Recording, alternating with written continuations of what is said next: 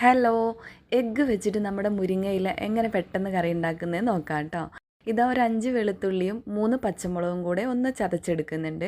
ഇനി ഇതാ 2 table spoon വെളിച്ചെണ്ണ ഒഴിച്ച് അതിലേക്ക് ഈ ചതച്ചത് ഇട്ട് കൊടുത്തിട്ട് നന്നായിട്ട് പച്ചമണം പോകുന്നത് വരെ ഒന്ന് വഴറ്റിയെടുക്കാം. ഇനി ഇതിലേക്ക് നമ്മൾ കഴുകി വെള്ളമില്ലാതെ എടുത്ത് വെച്ച മുരിങ്ങയിലയും കൂടെ ചേർത്ത് നന്നായി ഒന്ന് മിക്സാക്കി കൊടുക്കുക. അതിനുശേഷം ഇതിലേക്ക് ഉപ്പ് ചേർത്ത് കൊടുക്കണം. ഉപ്പ് ചേർക്കുമ്പോൾ ആദ്യം കുറച്ച് ചേർക്കുക, കാരണം ഇത് വെന്ത് കഴിയുമ്പോൾ മുരിങ്ങയിലേൻ്റെ ക്വാണ്ടിറ്റി കുറയും കേട്ടോ. അപ്പോൾ ഉപ്പും ചേർത്ത് ഇതാ നന്നായി 1-2 മിനിറ്റിൻ്റെ ഉള്ളിൽ തന്നെ ഇതൊന്ന് കുക്കായി വരും. ആ സമയത്ത് ഇത് പാനിൻ്റെ ഒരു സൈഡിലേക്ക് നീക്കിയിട്ട് 2 മുട്ട ഇതാ പൊട്ടിച്ചൊഴിക്കുന്നുണ്ട്.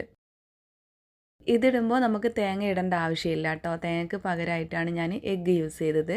അപ്പോൾ എഗ്ഗ് ഇതാ ഹൈ ഫ്ലെയിമിൽ തന്നെ വെച്ചിട്ട് ഇങ്ങനെ ഒന്ന് ചിക്കി ചിക്കി എടുത്താൽ മതി. ഇനി ഇതൊക്കെ കൂടെ ഒന്ന് മിക്സാക്കി എടുത്താൽ നമ്മളെ അടിപൊളി ടേസ്റ്റോട് കൂടിയിട്ടുള്ള മുരിങ്ങയില കറി റെഡി ആയിട്ടുണ്ട് കേട്ടോ. അപ്പോൾ വീഡിയോക്കുള്ള ലൈക്കും കമൻറ്റും മറക്കല്ലേ.